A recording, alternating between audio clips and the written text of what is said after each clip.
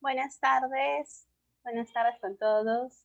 Ya vamos a dar inicio a la sesión del día de hoy, la segunda parte de nuestra capacitación.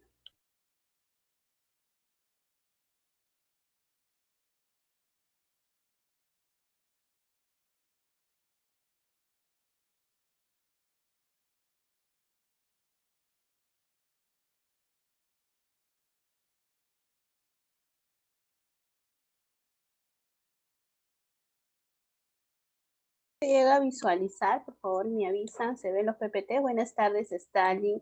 Buenas tardes, Nancy. ¿Cómo estamos? Se llega a visualizar en los PPTs.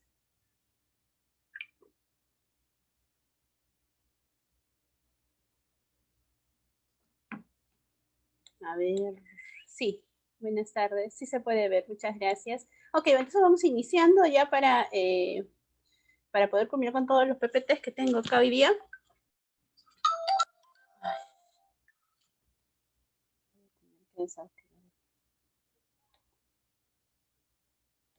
Esto fue ayer lo que se compartió. Ya, ok. Esto ya lo hemos visto, si no me equivoco. Hola, hoy aprenderé. Sí, esto ya hemos visto ayer. Acá nos quedamos. Entonces vamos a ver los asistentes gestantes COVID desde Madre de Dios. Qué lindo, Nancy. Yo es lo que me falta visitar. Nada más Madre de Dios de la selva, pero ojalá algún día acabe esta pandemia. De todas maneras. Voy a cerrar el WhatsApp, disculpen, porque si no va a seguir sonando.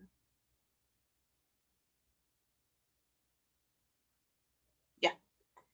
Ok. Entonces vamos a ver la atención de gestantes, lo que es atención de gestantes COVID. Buenas tardes, Luis, ¿cómo están? Ya. A raíz de esta pandemia del COVID, se creó esta Directiva Sanitaria, la 094, la cual tiene como finalidad contribuir a la prevención del contagio, reducción y manejo de todos los casos de las pacientes obstétricas y o mujeres en edad reproductiva sospechosas o infectadas con COVID. Ya vamos a hablar un poquito de esta norma técnica que es muy, muy interesante. Acá incluso en la norma indica que es prioridad que se atienda también el tema de planificación familiar, también nos habla un poco la importancia de que todos los servicios, incluso dice que todos los establecimientos de salud deberían de tener, deberían de brindar los métodos anticonceptivos o colocar al ingreso un letrero, por ejemplo, de planificación familiar que se está dando los insumos en farmacia, una institución así, porque esto ha sido el servicio más afectado en realidad, lo que es todo el área de planificación familiar. Ok, vamos a ver un poquito, repasando un poquito esto de, en cuanto a los guantes, que vamos a utilizar los quirúrgicos y los no estériles. Los quirúrgicos, mayormente los de látex, los sintéticos o de polímero, vamos a tener que, lo que quiere es romper las barreras naturales, ¿no? La piel o mucosa, mantener la asepsia en procedimientos invasivos y otras técnicas asépticas. Para uso, sobre todo en intervenciones quirúrgicas, en cauterización en vías centrales, hemocultivos, curaciones, sondaje vesical, inserción de catéter vía central y aspiración de la secreción interna.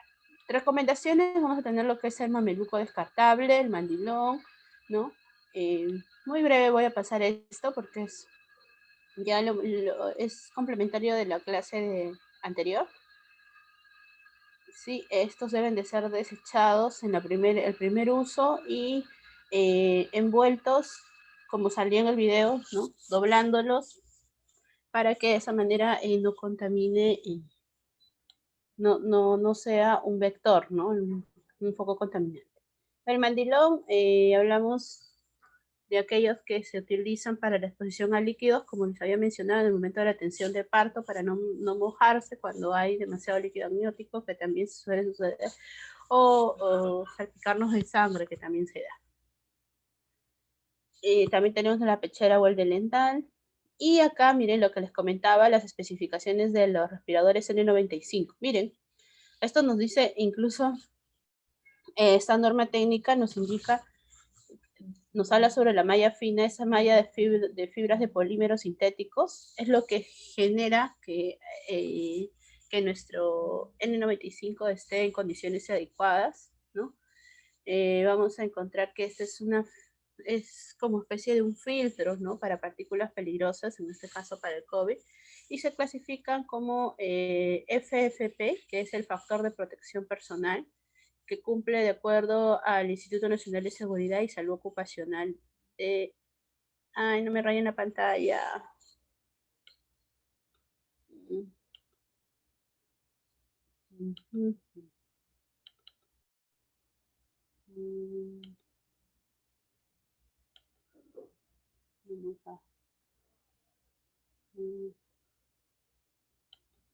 Ya no me van a poder rayar.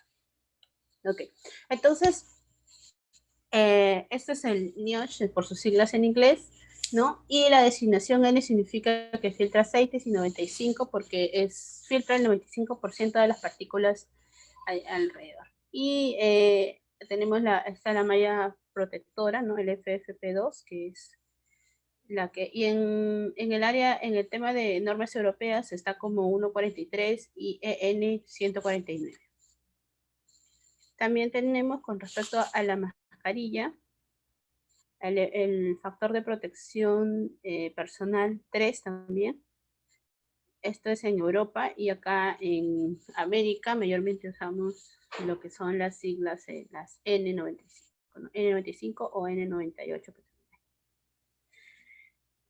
Ayudan a prevenir la inhalación de partículas infectadas de menos de 5 micras y el rotulador del respirador debe tener datos de certificación y un número de autorización. En hospitales COVID lo que se está realizando es esta mascarilla, cada uno tiene su sobre y en ese sobre, como un sobre especie de manila parecido, pero con base, se rotula ahí el nombre de la persona y esa mascarilla ya no va a la casa, queda ahí en los casilleros de cada profesional que está trabajando en área COVID. No deben contar con una válvula exhalatoria, etc. Ahí está. Vamos a tener ahora las recomendaciones. Se utilizan permanentemente en salas de aislamiento hospitalario, en áreas donde se realizan procedimientos como los que generan aerosol, en una intubación, en la aspiración. En nuestro caso hablamos en sala de parto sobre todo, durante epidemias y pandemias para evitar la transmisión de infectocontagiosas al trabajador de la IPRES por los pacientes portadores también de sarampión, tuberculosis, influenza y está el SARS-CoV-2, entre otras. Cuando el personal brinda atención de salud con riesgo de potencial exposición de conocidos o sospechosos de este agente patológico, pues ahí es donde vamos a tener que usarla, ¿no? Y si en forma accidental el trabajador toca el respirador o se toca accidentalmente la cara por debajo del respirador o se ajusta, inmediatamente debe de aplicarse lo que es la medida de higiene de manos, ¿no? La idea es no tocarse, no estar ahí constantemente tocándolo porque ya pierde, pues estaríamos rompiendo contra las normas de bioseguridad. Para la colocación, antes de colocarnos siempre el lavado de manos y hablan entre 20 y 40 segundos, ojo, 20 o 40 segundos, eso es lo que debe demorar para colocarse en la N95. El clic nasal que sostenga el respirador de manera externa, que está apoyado en la palma y los elásticos permanentes por debajo de la mano, como eso ya lo hemos visto también en un video, ¿no? Ya les compartí el video también o ya les comparto todos los PPTs. Realizar la higiene de mano a base alcohólica y no tocar el respirador mientras lo lleve puesto. Importantísimo es ese, ¿no? Ahí están los pasos de cómo colocarse. ¿Mm? Por eso tiene que lavar la mano, porque al inicio sí se llega a tocar para ajustar el clic.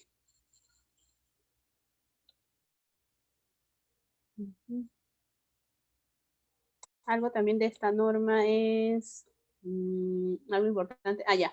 El tema de la conservación. Una vez retirado, contenerlo en una caja de cartón limpio o en un contenedor que se disponga de una tapa. Incluso se habla así como de las cajitas de zapato, así similares, para poder tener ahí conservado la N95. Y miren, acá les comentaba esto de la reutilización. Miren, ante la escasez grave desde su último uso, los respiradores se reutilizan y el método de rotación es cada 72 horas, lo que permite secarse durante este tiempo hasta que el virus se inactive, ¿sí? Entonces, se puede usar por 3 días seguidos, pero se tiene que, en todo caso, habría la forma de rotar la N95. Si se cuenta con 2, por ejemplo, usar las 32 horas, dejarla y cambiar la otra, así de manera alternada. Ahora, cuando no se guardó de forma correcta, pues ya no se va a poder reutilizar. También cuando ha perdido el ajuste, ¿no? Por eso tenemos que hacer la técnica del ajuste para ver si en realidad hay una fuga de agua. Sí. Una pérdida de la calidad del elástico del respirador. Algo también que escuché una vez es, yo me lo pongo cruzado, me decían, o sea, un poco más abajo y el otro más arriba, para que, para que me ajuste más. Pero hay que recordar que todo tiene un fin, o sea, al crear estos respiradores han tenido que ver el tema del, del elástico, si va a ser o no va a ser compatible con la mayoría de las cabecitas de todos los profesionales que utilizan. Y adicional a esto, no se indica cruzarse las ligas porque esto genera que pierda la elasticidad, se estiran más. Entonces, así como se debe utilizar es uno debajo de las orejas. No sé, tengan cuidado con su audio, por favor. Me voy a volver sorda. Y el otro encima, ¿no? O sea, cada uno, pero recto, ¿sí? No cruzado, no utilizar cruzado. Contaminación con fluidos corporales, si se ha contaminado, por eso les decía, si van a tener un N95, vital que la cuiden tanto que tengan que utilizar el,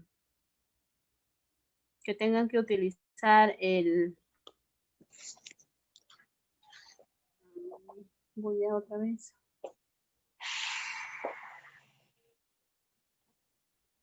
Tengan cuidado, por favor. Ya. Y que usar la quirúrgica para proteger esa N95, ¿sí? Y el aplastamiento accidental. Si se aplastó su N95, si estuvo ahí, lo aplastaron de casualidad, por eso no se puede meter en la cartera o no se puede meter en el bolso, ¿no?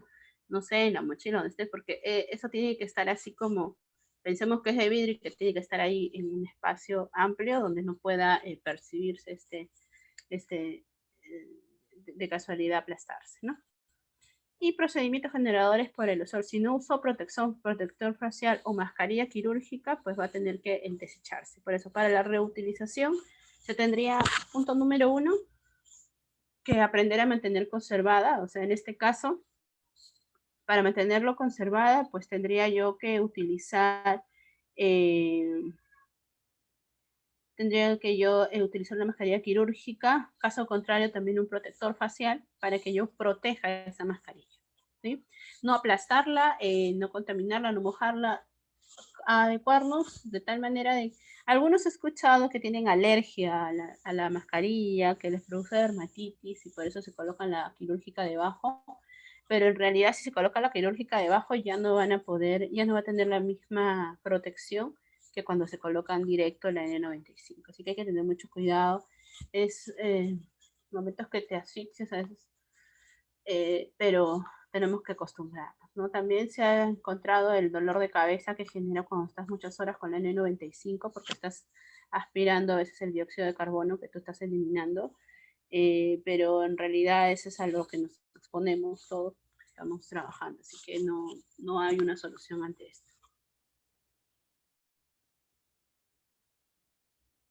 Y para descontaminarlo, que se cumpla adecuadamente, hay lugares donde se llegó a usar estos métodos, pero lo dice la norma técnica, ojo, pero estaba buscando mucha información sobre esto y no hay algo que lo sustente, no hay algo que lo sustente científicamente. Acá están las referencias en estos numeritos, pero no ha habido mayor aceptación por parte de esto, ¿no? El vapor del peróxido de hidrógeno, el gel plasma, ahí lo pueden, son medidas para esterilizar esta mascarilla, ¿no?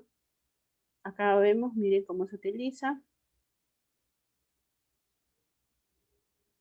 La certificación es importantísimo, ¿sí? Que no nos engañen. ha habido también mascarillas falsas. El trabajador de limpieza reusa el protector facial previa limpieza y desinfección. El protector facial también se descontamina. Realizar la limpieza y la desinfección según las recomendaciones. Colocarse un par de guantes, limpiar cuidadosamente el interior, seguido del exterior del protector facial, con un paño con agua y jabón. Esa es la manera en la que se debe de lavar estos protectores faciales, ¿sí? Y limpiar el exterior del protector facial con agua limpia o alcohol para eliminar los residuos. Ahí está. También se tiene que desinfectar con hipoclorito de sodio al 0.5% y secar completamente el aire y el uso de toallas absorbentes.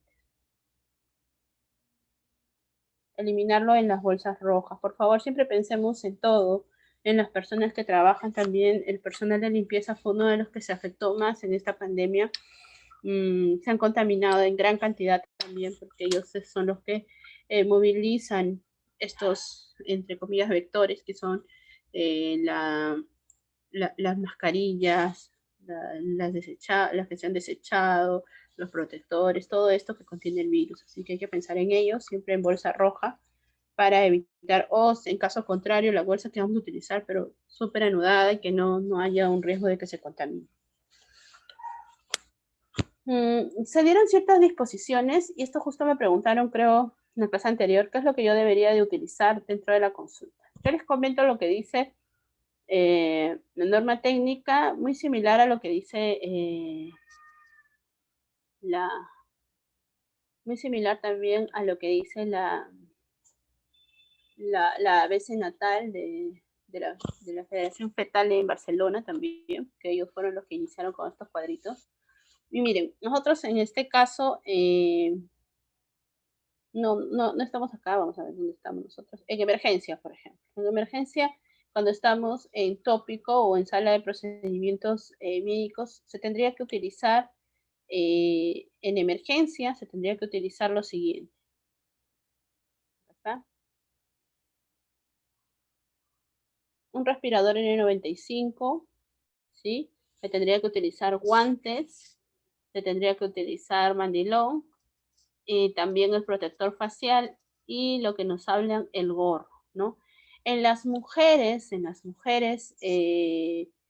normalmente las mujeres sí tenemos que utilizar, estar con el cabello amarrado, ¿no? Y protegernos todo porque, como les decía, el virus puede vivir, y sobre todo se ha visto esto que vive en humedad. Por ejemplo, acá en Lima tenemos mucha humedad y eso en contra de nosotros. El virus es donde ahí sigue activo, ¿no? En lugares húmedos, ¿no? El cabello, por ejemplo, si nos vamos a bañar temprano, entonces hay que tener cuidado, y luego venir del trabajo otra vez tenemos que bañarnos, ¿no? Entonces, si vamos a bañarnos y con el cabello mojado, pues ahí, y vamos a estar ahí esperando que seque, entonces, o usar una secadora en caso contrario, ¿no? O lo otro es que no nos bañemos y venir del trabajo y bañarnos, ¿no? Pero ya sería un caso de emergencia. Protegernos el cabello porque va a vehiculizar el virus, importante. Y comenzaron en consulta, por ejemplo, comenzaron a vender los gorritos de tela, ¿no? Que también es una opción. Si estamos en consulta y no estamos en sala de partos, sí lo podemos utilizar. Hay de dibujos y todo, así como que también para, y que haga juego con nuestro uniforme, ¿no? Ok, entonces luego tenemos acá lo que es en tópico, también lo mismo vamos a utilizar. Y en hospitalización. ¿Qué vamos a utilizar en hospitalización? Prácticamente los tipos de protección te piden el respirador, la mascarilla quirúrgica, guantes, protección ocular y facial. Miren, acá está. Justo en hospitalización. Acá está. ¿Sí? Sobre todo la N95 en los procedimientos. Podría ser, en casos de pandemia, hablan de la N95. Entonces, sí se utiliza, se tiene que utilizar la N95 en hospitalización porque también nos estamos acercando a la paciente, ¿sí? Tener cuidado con eso. Y en centro obstétrico. Ahí está nuestro punto. Dilatación, parto y puerperio. Estas son las salas donde mayormente vamos a encontrar. Le he cogido así, tal cual de la norma técnica, para que no haya no me equivoque al pasarlo, los cuadraditos lo he copiado así igualito. Te hablan en pandemia, la N95 sí o sí, el protector facial, los gorritos, y también se habla de lo que es las botas descartables, ¿no? Estos también tienen que utilizarse y al salir de este ambiente ya retirarlo, ¿no? Y desecharlo, obviamente.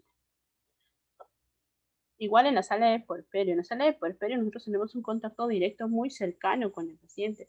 Al enseñarle la técnica de lactancia, al enseñarle, al evolucionar a la paciente, todo tenemos que tocar, o sea, no podemos alejarnos de ello. Como dice, nuestro trabajo en esta área, pues no vamos a poder realizarlo por lo que es el telesmonitoreo, porque es muy difícil, tenemos que ver los coágulos, hacer el masaje y todo esto. Entonces, ver su toallita higiénica, ¿no? Vital, hay muchos pacientes que actúan o responden mal, ¿no? También no quieren usar la mascarilla, ¿no? Entonces, si no le vamos, no, si no usa la mascarilla porque le dio calor, etcétera, entonces no se le va a poder atender, señora. Así tenemos que ser muy, muy estrictos porque es nuestra protección. Si a nosotros nos sucede algo, la paciente no le va a importar lo mínimo de nuestra salud, ¿no? Tenemos que cuidarnos nosotros, porque también nosotros podemos vehiculizar el virus, ¿no? De una paciente a otra. Eso es muy importante. Antes, a inicios de pandemia, se hablaba de que deberíamos de tener los guantes y con eso nos protegíamos, pero podíamos protegernos a nosotros, pero igual movilizábamos el virus de una paciente a otra. Así que he visto hasta último incluso que están con la computadora y están con guantes, o están moviendo historias clínicas y están con los guantes. O sea, las historias clínicas tienden a tener esto de COVID. Todo lo que toque la paciente, la familia, pensemos que es COVID, hasta una historia clínica, hasta un formato, un fuga, algo, pensemos que es COVID, así que nunca nos alejemos. Si vamos a dar un lapicero a la paciente para que firme, también hay que desinfectarlo con alcohol, aunque sea un hábito, ¿no? En todos lados el tener el alcohol. No minimicemos el uso de estos en los establecimientos porque hay bastante alcohol gel, así que utilicemos ¿no? como corresponde. ¿Sí? Si en el anexo, el teléfono que está ahí, también hay que echarle alcohol gel porque hablan por ahí y caen las partículas, este aerosol al momento de comer, por más que estén en la mascarilla, porque muchos no les gusta o no tienen la N95, pero utilizan la quirúrgica, y la quirúrgica pues fácilmente va a pasar eso, ¿sí? Tengámoslo presente. ¿Qué se vio también en esta pandemia? En esta pandemia se ha visto los espacios de transmisión. Antiguamente se hablaba de que los espacios de mayor transmisión solo iban a ser los hospitales, pero se observó que también los espacios donde transitan más nuestras gestantes es en todos lugares actualmente. Actualmente y es en todos los lugares. Los mercados están así, hay aglomeraciones, hay una gran cantidad de pacientes que utilizan. A inicios incluso podíamos ver hasta personas utilizando la N95, actualmente ya nadie lo utiliza, creo, solo la quirúrgica, ¿no? Y que lo utilicen de manera adecuada, ¿no? Al comprar, al llevar, tratar de desinfectar todo lo que ingresa a nuestro domicilio también tendríamos que tener ciertas medidas.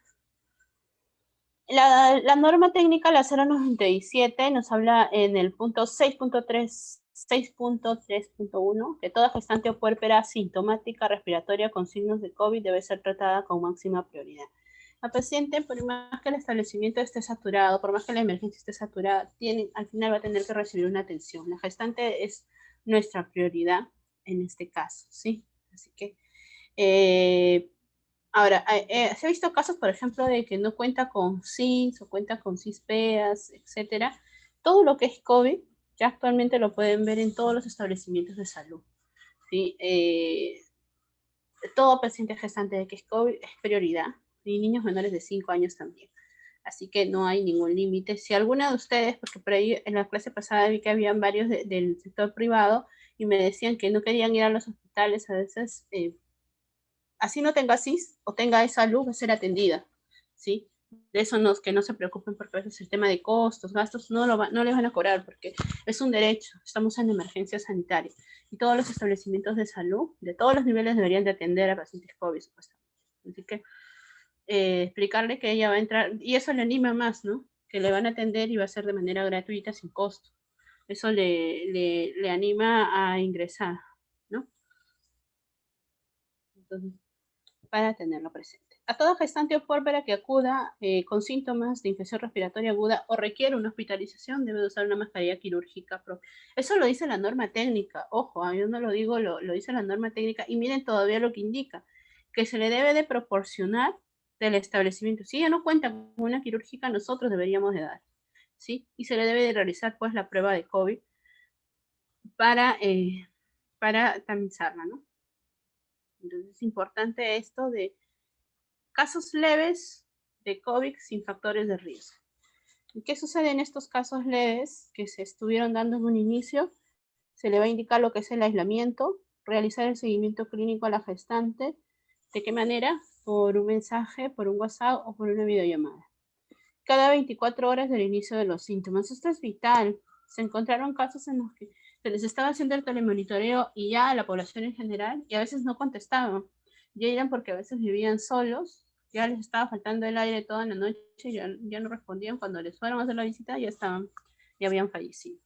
Así que siempre el tema de la saturación, de verdad, es bien preocupante porque baja así velozmente. He tenido casos de colegas que han estado hospitalizados y se les hacía el seguimiento cuánto tenían, ingresaron con 92, luego 85 y a la hora así bajó, necesitaba UCI 85, 82 y inmediatamente tenían que intubarlo y todo.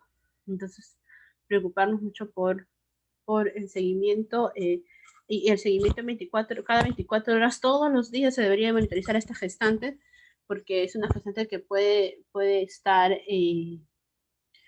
teniendo alguna emergencia y nosotros estamos pensando pues que no quiso responder o algo, ¿no? Así que hay que tener mucho cuidado con esto. Las gestantes y puérperas requieren hospitalización COVID, deberán ser separadas de otros pacientes, se les colocará una mascarilla quirúrgica y serán conducidas en una zona de aislamiento. Pacientes con COVID, esta es una imagen que me la brindaron unas coleguitas, no es mía, muy bonito, me gustó cómo están yendo a casa, ¿no? Hay muchas colegas que van a casa a brindarle la asistencia a la gestante, pero con las medidas de protección, ¿sí? En este caso, mira, está con su mandilón, todo está excelente, pero también hay que obligar y exigir a la paciente que se ponga su mascarilla, no nos olvidemos de eso, ¿sí? Porque si no, ella, por más que esté en su casa, tenemos que tener una doble protección. El personal de salud que atiende a pacientes COVID que deben de llegar bata, mascarilla N95, guantes, protección ocular, gorro y botas. También estas de unas coleguitas de Cusco que me mandaron. La necesidad de no contar con mandilones, ellas mismas se fabricaron sus propios mandilones de tela, sí, siempre con su protector, estuvieron con una mascarilla quirúrgica, otra encima, pero no tenían el año 95, entonces fue un tema de ingenio también por parte de las colegas de tratar de protegerse lo más posible. Lo importante de esto es que si no tenemos N95, sí o sí tenemos que utilizar ya la KN, que estuve leyendo ese día, estábamos utilizándola, pero vital, y si quieren usar de tela, lo utilizan encima, ¿sí? Pero debajo la KN95 y su protector facial es importantísimo. Si haya calor, piensen siempre todas gestantes COVID hasta que no se demuestre lo contrario. Así que ella puede ser un factor. Los hospitales y centros de salud materno-perinatales deben asegurar los partos vaginales o quirúrgicos las 24 horas. Por más que la gestante tenga COVID, definitivamente se le va a tener que atender, ¿no? Es una emergencia, ¿no? Entonces hay que tener mucho cuidado con esto. Y se va a valorar finalizar el embarazo. Esta parte de la norma técnica, muchos lo malinterpretamos o no supimos interpretarla porque miren lo que dice. Valorar finalizar el embarazo en cualquier momento en caso que se encuentre en riesgo la vida de la gestante infectada por COVID. Y muchos entramos en la disyuntiva de saber a qué se refiere, porque ahí parece que te dijeran que hay que hacerle el aborto si fuera, si está gestando y afecta su vida. Pero al parecer se refiere a valorar en cualquier momento, por ejemplo, si tiene 32 semanas, pues voy a tener ya que haberla trasladado a un establecimiento de mayor complejidad donde exista UCI neonatal y pueda ser atendido de la mejor manera posible ese bebé con las medidas de protección adecuadas, ¿no? Entonces eso es muy importante tenerlo presente porque vamos a observar en esto en todo caso. Seguimos. La atención prenatal en gestantes sin sospecha de COVID. Sin sospecha, o sea, sea asintomática en realidad. Primero hay que considerar la consulta telefónica o asesoría en línea y las visitas domiciliarias. Si ustedes trabajan en el área privada, ustedes lo que pueden hacer es una teleconsulta antes de que vaya a su consultorio.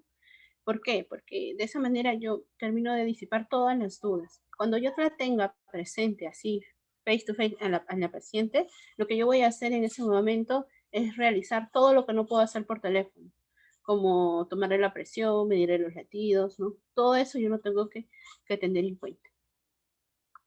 Entonces, es importante tener presente esto, ¿sí?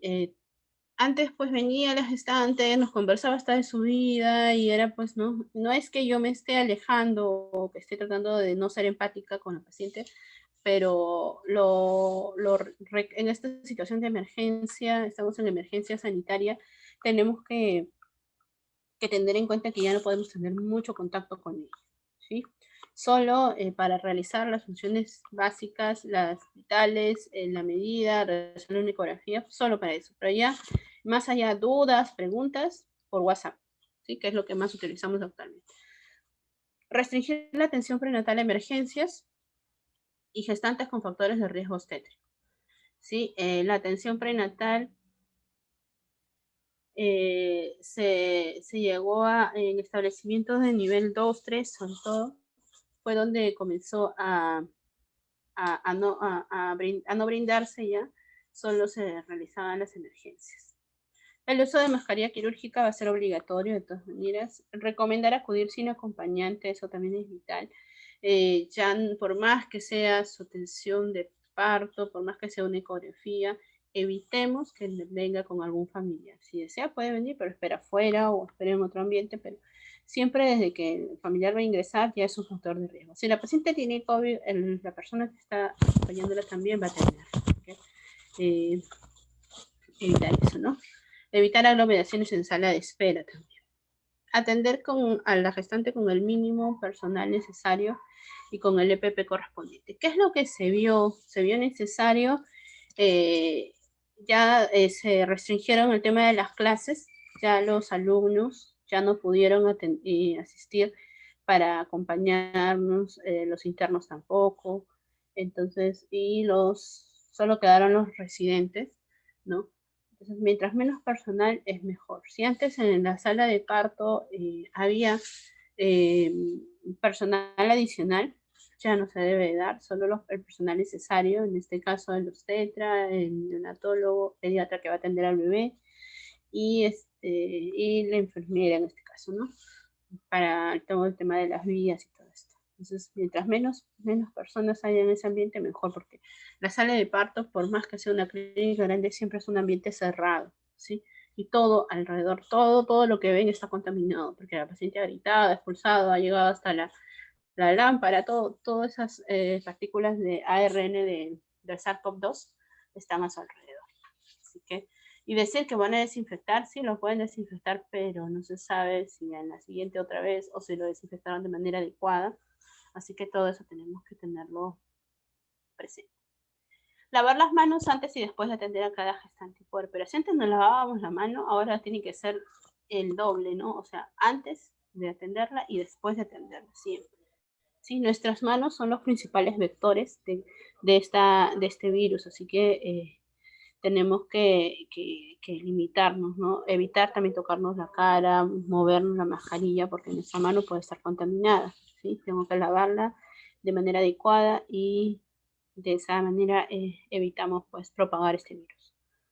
Y hablar esto de lavado de manos es importante a la gestante y a la familia sobre todo, ¿no? Ninguna persona puede entrar ahora a los 10 meses de esta pandemia, no puede estar transitando o ingresar a nuestro domicilio sin haberse lavado la mano, sin haberse realizado, tengo esto de los pisos también para poder, para que se desinfecten los zapatos, ¿no? El alcohol, todas esas medidas de protección son importantes. Promover el lavado de manos, luego limpiar y desinfectar los transductores empleados entre pacientes. No, hasta eso también. El baby doppler que utilizamos también tiene que ser desinfectado cada vez que utilicemos entre paciente y paciente.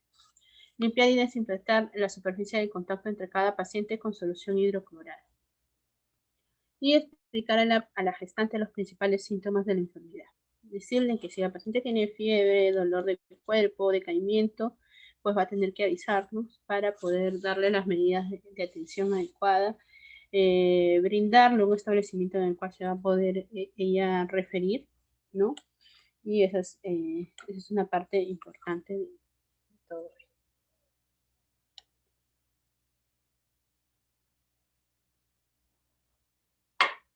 Ahora, ¿cómo va a ser en el caso de esta paciente que ya sabemos que es COVID? Vamos a ver qué medidas se tienen que tener. El uso de mascarilla por parte de la gestante es vital. El uso de la protección personal por parte del personal de salud expuesto a aerosol. El nacimiento debe ocurrir en el quirófano sala de parto destinada para pacientes con COVID. No puede estar contaminando todos los ambientes, ya que podría infectar. Si la paciente no tenía COVID, ahora sí va a tenerlo por atenderla en ese ambiente con COVID. Si no, en este caso ya está confirmado, pues tengo que tener un ambiente, un espacio, ¿no? Hubo creatividad por parte en el hospital de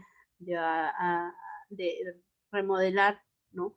Los consultorios donde ahora se atienden ahí los pacientes COVID. Contar con personal mínimo de salud necesaria. Este personal no debe atender a otros pacientes en simultáneo. No, esa es nuestra principal esa es nuestra principal situación de emergencia en realidad, es que nos vemos en la necesidad, ¿no? De que haya más personal en realidad para que sea más, entre comillas, personalizada la atención, pero sucedió lo contrario, ¿no? Casi el 40% de las personas estaban trabajando remoto y que nos quedamos, pues se les duplicaban los turnos o no nos abastecíamos. Entonces todos tenemos que tenerlo presente. Ahora, en el tema del puerperio y la lactancia, ¿qué es lo que yo voy a realizar? La lactancia materna es de nacimiento directamente o con leche extraída, dependiendo del estado materno y del recién nacido.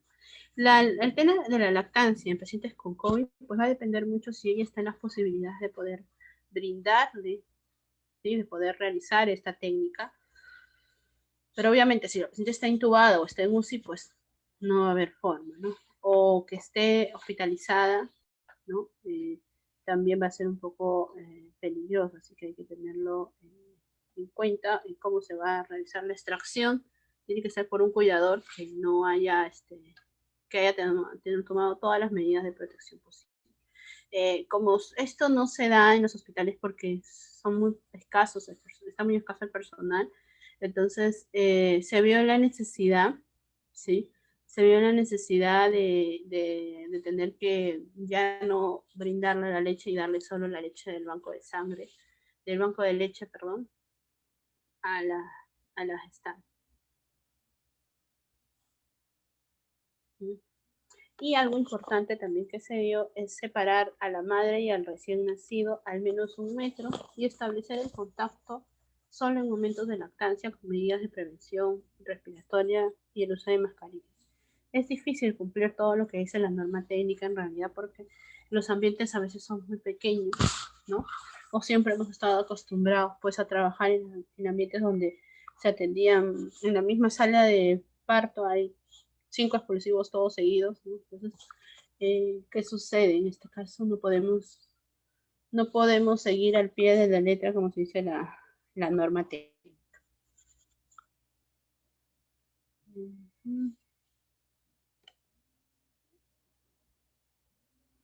Ahora, en los casos en el cual se tienen que usar corticoides, ¿no? En los casos de amenaza de parto prematuro debe ser indicado solo en casos estrictamente necesarios. ¿Por qué? Porque si el paciente tiene COVID, esto indicaron que esto complica aún más la situación. Entonces, todo eso tenemos que tenerlo presente. ¿Okay? Vamos por la segunda parte de los PPTs.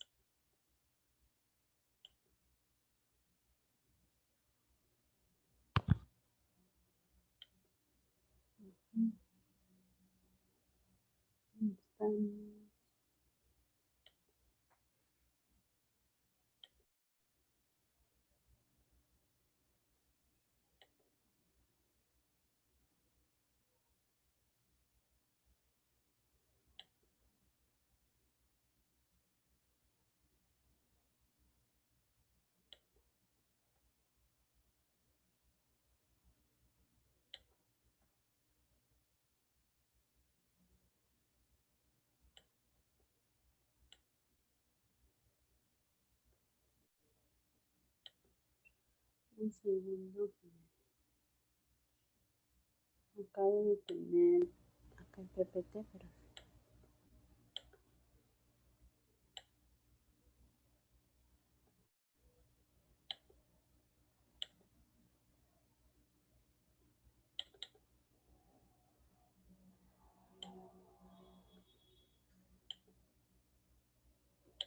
ya. Entonces, ahora nos vamos a lo que es la atención prenatal en pacientes en COVID, ¿sí?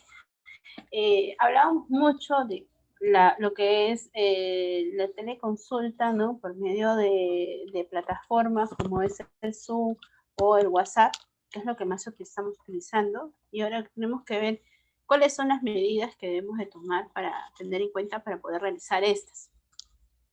Sí se ven los PPTs, ¿no?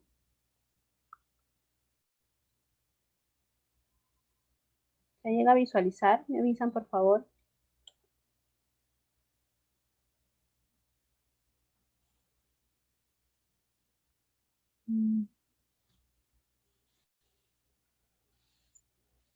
¿Se llegan a ver los PPTs? Sí, gracias. Gracias, Vicky.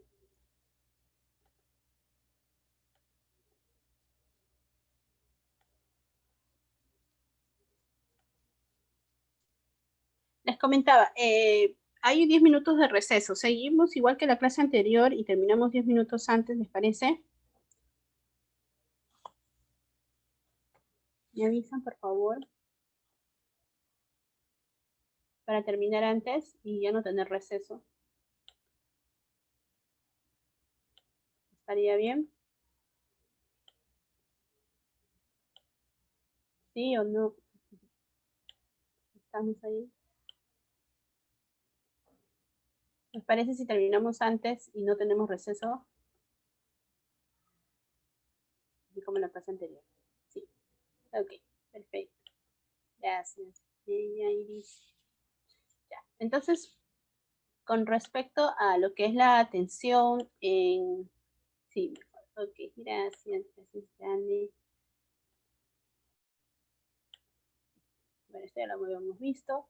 Y en cuanto a la atención prenatal, ya sabemos que es una serie de entrevistas, de visitas programadas de la embarazada con nosotros, en este caso con el obstetra, en poder realizar esta y sobre todo la preparación para el parto y la crianza. Esto ha quedado pues un poco abandonado, ¿no? Porque las pacientes ya no están cumpliendo el acudir a nuestra consulta, son en casos de emergencia. Y obviamente con toda la razón del mundo porque tienen mucho miedo, mucho temor de poder ser, de poder contaminarse, ¿no? Entonces, es importante saber que las características de la atención prenatal es que tiene que ser precoz, periódico, completo, de amplia cobertura. Precoz, que ni bien se entere que está gestando, pues deberíamos de ya iniciar esta atención prenatal. Lo periódico ya dejó de ser periódico, actualmente ya sabemos que no se maneja como tal, ¿no? Porque la paciente pues pasó a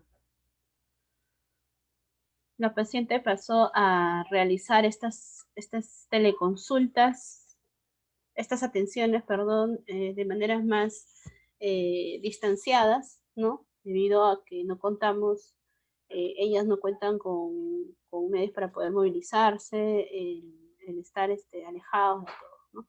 Importante lo que les mencionaba, miren acá, bueno, yo en mi atención prenatal, mi gestante está con su mascarilla quirúrgica, ella vino con guantes, así venga con guantes, igual se le dio alcohol gel para hacerse la limpieza adecuada.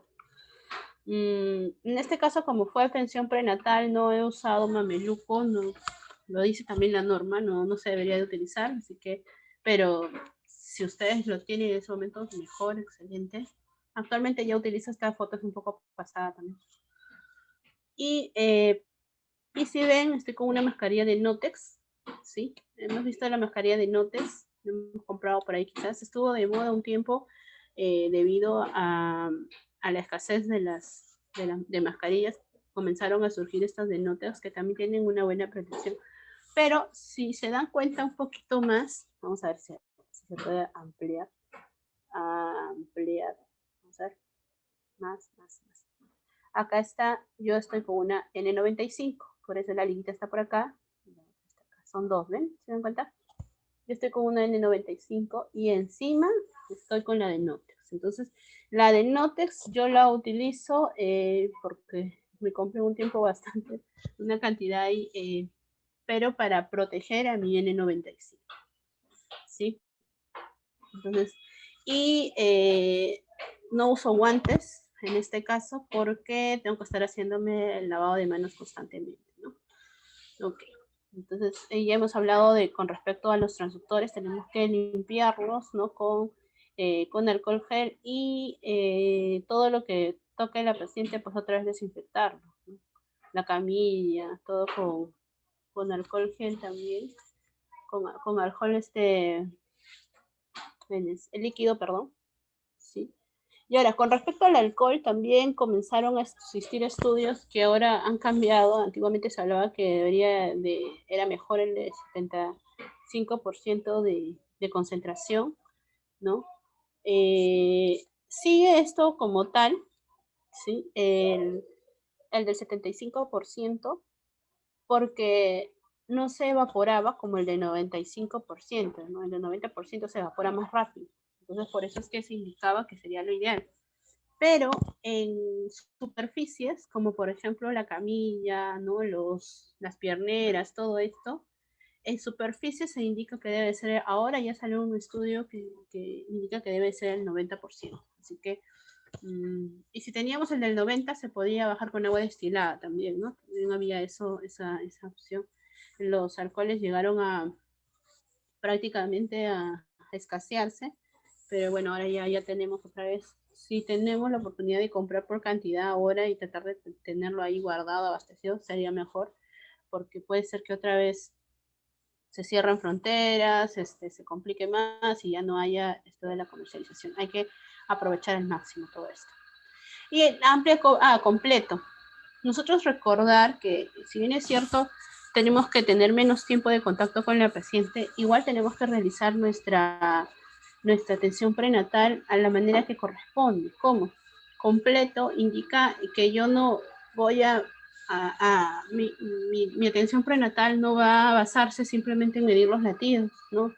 Tengo que saber auscultar ambos vasos pulmonares, tengo que tocarle la glándula tiroides, tengo que realizar la puño-percusión y que sea un hábito, ¿no? Todas estas medidas. Entonces, vital. También tener un pulsosímetro, eso ahora como si fuera un tensiómetro, todos lo tenemos que tener en casa, en la consulta, es importantísimo, ¿no? Ahora aprovechemos que ya bajaron de precio también porque estaban muy, muy caros, subieron a subir y ahora ya otras volvieron a su precio normal. Si tenemos, excelente, y si no, pues tratar de comprarlos. Amplia cobertura implica también ahora, en tiempos de pandemia, aprovechar al máximo el contacto directo con el paciente. Si yo, si haya venido por primera vez, ¿no? O ya es la segunda visita, haber aprovechado que se realice todos sus exámenes, toda la batería de exámenes, ¿no? No citarla para otro día, todo en ese momento. Lo más importante en cuanto a esto. Entonces, tenemos también los objetivos, obviamente, es tener una evolución del embarazo normal que culmine con una madre y un recién nacido sano. Lo ideal es que las atenciones prenatales se inicien antes de la concepción, ¿no? Recuerdo mucho esto cuando estaba en un congreso en Paraguay.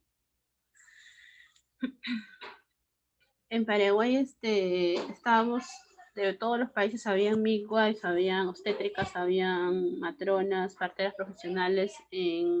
Después del congreso realizábamos una especie de reunión con cada uno de los países. En ese tiempo, en esa junta estaba yo del Perú. Y ahí preguntaban, ¿y cuánto duran las atenciones prenatales? Y decían, yo decía, ¿y qué tiempo se da? Decían 12 meses. Y yo decía, pero si son 9, porque es 9 meses lo que dura el embarazo, ¿no? Y todos decían 12. Cuando yo me pregunté, ya no sabía si alzar la mano o no, por qué decían 12. Y eh, era porque allá tienen muy, muy presente, muy en cuenta los 3 meses de preparación preconcepcional. Entonces, si nosotros, por ejemplo, brindamos una charla de planificación familiar y luego la paciente dice, bueno, yo ya quiero tener un bebé, tiene que pasar por una consejería preconcepcional, que eso es lo que realizan en otros países a la gestante, ¿no? O sea, es básico eso. Acá sucede todo lo contrario, ¿no? La paciente ya va a dar a luz y recién está con su primer control, 0 controles, ¿no? Y ahora más en época de pandemia. Entonces, en este caso la consejería también se puede llevar a distancia, ¿sí? Preparar a esta paciente, priorizar, siempre hay que tener en cuenta algo. Muchas veces decimos, no, la paciente no tiene dinero, no, como, no puede hacer sus exámenes, no puede hacer una consulta, etcétera. Pero cuando yo he visto y he trabajado alguna vez en zona rural, y he visto pues como siendo lugares de extrema pobreza, ¿no? Cuando había una feria, el aniversario del pueblo y todo el mundo comenzaba a regalar reses, a regalar cajas de cerveza, a regalar hasta comida y todo. Entonces, y supuestamente eran en extrema pobreza, ¿no? Entonces, ¿qué nos estamos dando cuenta? Que para ellos no hay prioridad, y esto lo hablo de manera general, no solo en zonas rurales, para todos, porque igual sucedió en la ciudad, ¿no? Cuando comenzó esto se levantó la cuarentena, comenzaron a llenarse todos los centros comerciales y compraban televisor como si compraran un kilo de papaya, no sé, algo así tan rápido, todo el mundo compraba televisores, ¿no? Entonces hay dinero, pero muchas veces no priorizamos, ¿no? Nuestra salud. El comprar quizás, no sé, alcohol, quizás no lo piensan 2 veces, pero el hacerse un perfil tiroideo sí lo piensan porque dicen, no, es muy costoso, qué caro, que nos damos cuenta de eso, ¿no? Entonces, nunca pensemos que nuestro paciente no tiene dinero, porque lo que sí hay que persuadir es en que ella tome como algo importante su salud, vital, vital, ¿sí? Entonces, el nosotros tratar de solicitarle los exámenes no es porque queremos que gaste, no, sino porque es la única vez que quizás está haciendo sus exámenes. Antes no sabía ni que tenía diabetes, antes no sabía ni que sufría de hipotiroidismo, ¿no? Y recién en el embarazo lo ha descubierto. O quizás tenía VIH y no lo sabía tampoco. Entonces, siempre prioridad, hay que darle prioridad a la salud. Y bueno, la salud no tiene precio, ¿no? Actualmente una cama de UCI, tengo una coleguita que su hermana está en UCI en una clínica acá en Lima y le están cobrando 5.000 diarios. Ya van 12 días allá, ¿no? Imagínense cuánto está gastando. La salud en realidad no tiene precio, así que siempre los exámenes es vital que utilicen las medidas de protección adecuadas también. Y algo importante, así como a veces nosotros gastamos en un scrub, en una chaqueta, tenemos que gastar en una mascarilla. Nunca minimicemos eso. Pueden ustedes comprarse todo el guardapolvo, todo lo que desean, pero vital es la mascarilla, ¿sí? Más que entonces, esto es en cuanto al control preconcepcional que les estaba comentando. 3 meses antes tiene que realizar, se van a ver los riesgos que puedan tener. El objetivo va a ser cuidar la salud de la gestante a través de la prevención y el manejo. Miren, aquí hay un estudio bien interesante de la American Journal donde decía que casi el 15% de las gestantes embarazadas desarrollaron COVID grave, lo que ocurre principalmente en mujeres con sobrepeso u obesidad o afecciones subyacentes. La pandemia ha generado que también haya un incremento de esto de la obesidad y el sobrepeso por el tema de los trabajos remotos, el estrés de estar en una laptop, ¿no? O a veces almorzar con la laptop es lo peor porque tu cerebro no se da cuenta de que estás teniendo tu cerebro no se da cuenta de que estás comiendo, ¿no? Porque estás concentrado en otros asuntos. Entonces, importante esto también con respecto al tema de la obesidad y el sobrepeso, ¿no? Si dentro de nuestra consejería ya tiene que estar explicarle a la gestante que si quiere salir embarazada, pues no puede tener sobrepeso, porque si viene el COVID, pues esto se va a complicar aún más. Entonces, ahí sí hay que tener mucho el tema del estilo de vida saludable. Se le puede recomendar, por ejemplo, hacer ejercicios, no al gimnasio, pero podría hacer ejercicios en el parque si se levanta unas 2 horas antes, quizás 4 o 5 de la mañana donde no hay nadie.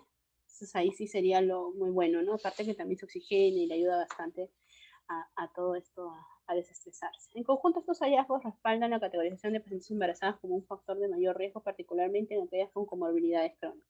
¿Qué es lo que se vio durante esta pandemia? Es que las gestantes que no sufren de comorbilidades pueden tener un estadio o desarrollar esta enfermedad de la manera como una gripe, pero si tiene una comorbilidad, ahí sí se va a complicar todo. ¿Sí? Y que debo de considerar la historia familiar, historia genética. Voy a darles ahí creo que tengo ahí una hojita y cómo se debe de hacer las teleconsultas también. El estado nutricional, ingesta de ácido fólico, los factores ambientales, tener en cuenta la exposición ocupacional a teratógenos, el tabaquismo, alcohol, uso de drogas, sobre todo en pacientes jóvenes, que son los que mayormente pueden utilizarlo, el uso de medicamentos, el estado inmunológico, depresión, y la depresión sí, el tema de salud mental de verdad se ha visto muy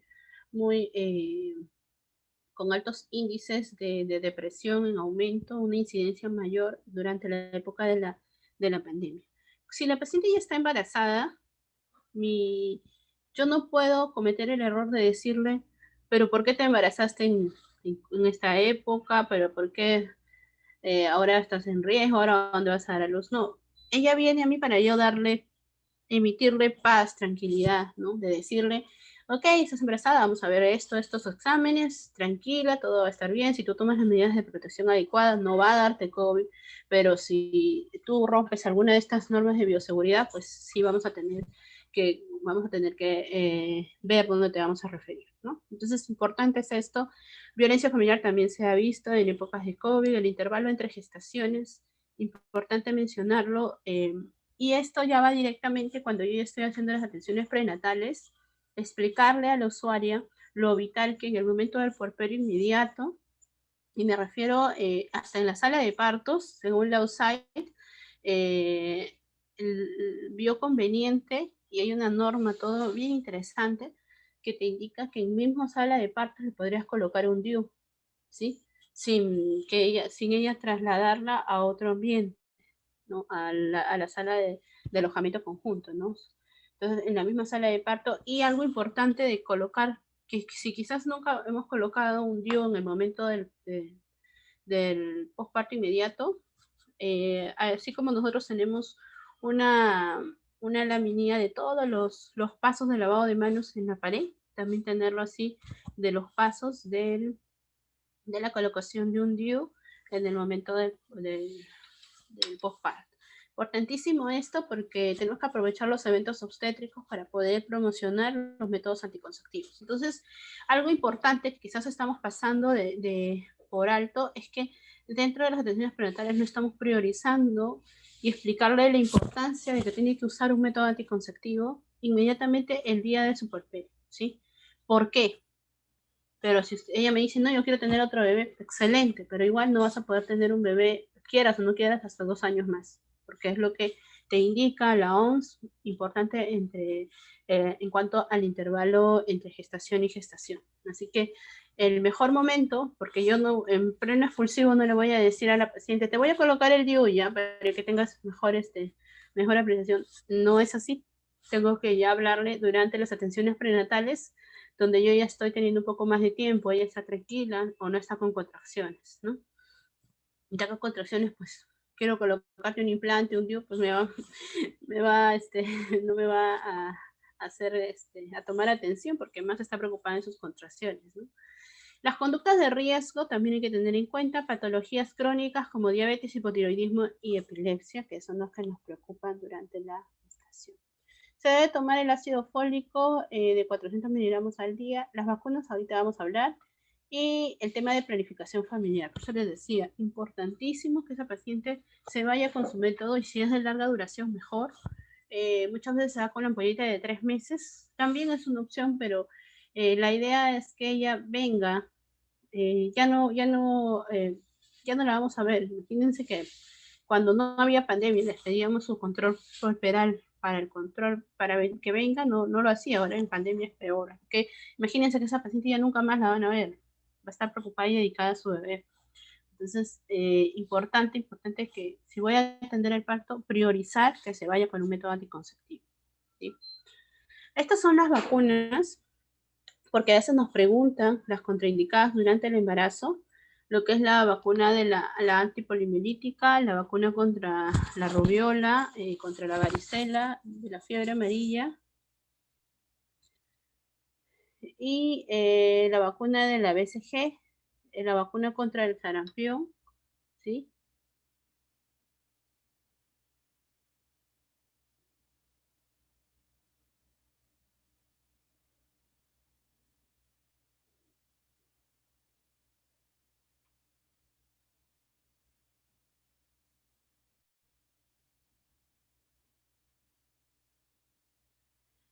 Importante, estas son las vacunas que no pueden colocarse durante la etapa de la gestación. Ahora, una pregunta, y esto sí va para todos, yo sé que todos estamos atendiendo también atenciones prenatales.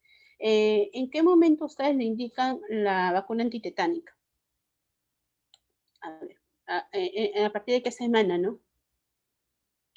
En el MINSA creo que ya se tiene un protocolo, pero nosotros en el área privada, ¿en qué momento le indicamos la vacuna antitetánica? Los leo. ¿En qué momento? ¿Desde qué semana? ¿No? Se podría decir desde qué semana o al inicio.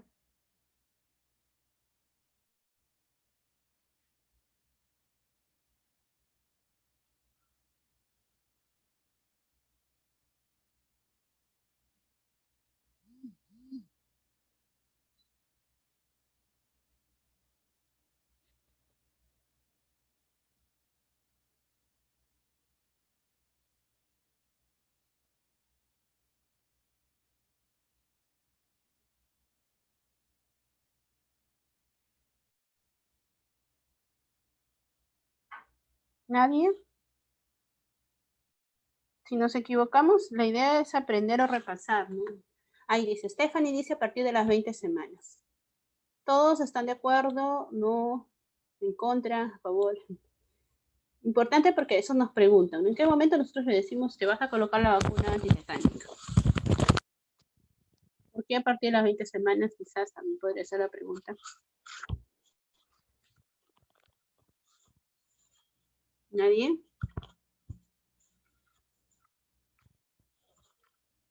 Ya, vamos a ver. Justo esta laminilla la tengo acá, pero vamos a pasarla. La voy a adelantar un poquito. A ver, ahí más me dice por acá.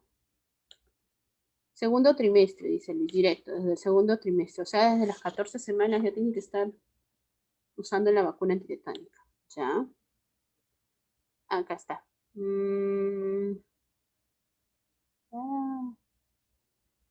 Yo la tenía por acá. Segundo. Se coló. Hay una historia bien interesante de esto, de la vacuna antitetánica.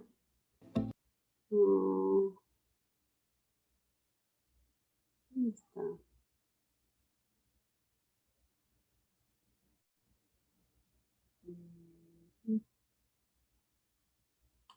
Un segundo, acá la tengo, no se preocupe.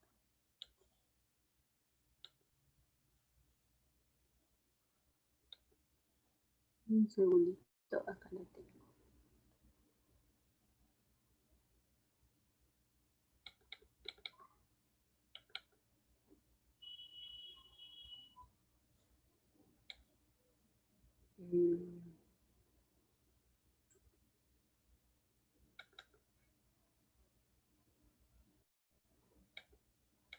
Ahorita la encuentro, acá está.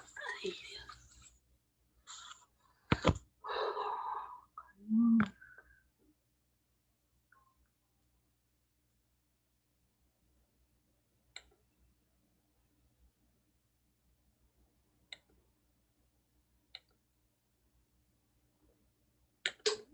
ya. ¿Se llega a ver la diapositiva?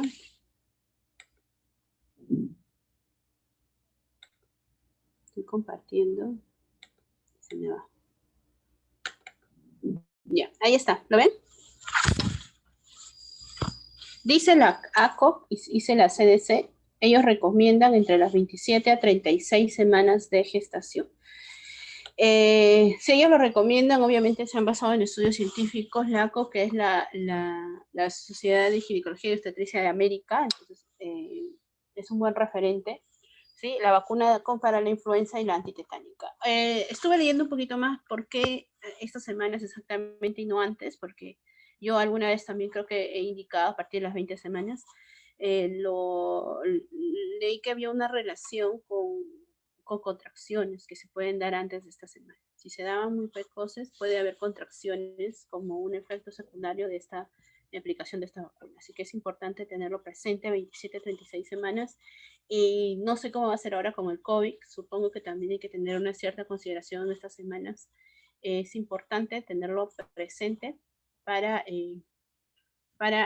tener un mejor manejo, ¿no? Porque imagínense que la paciente le dé amenaza de parto inmaduro por, por aplicarle la vacuna titánica, van a decir, no, pero es que ella me dijo, los tetra, me dijo que yo me debo colocar la vacuna y puede haber ahí un malentendido. Así que siempre hay que cuidarnos. ¿Quién nos recomienda? La ACO y la CDC. Así que ya tenemos una fuente muy importante para saber en qué semanas es lo ideal colocarse las vacunas antitetánicas y contra la influenza.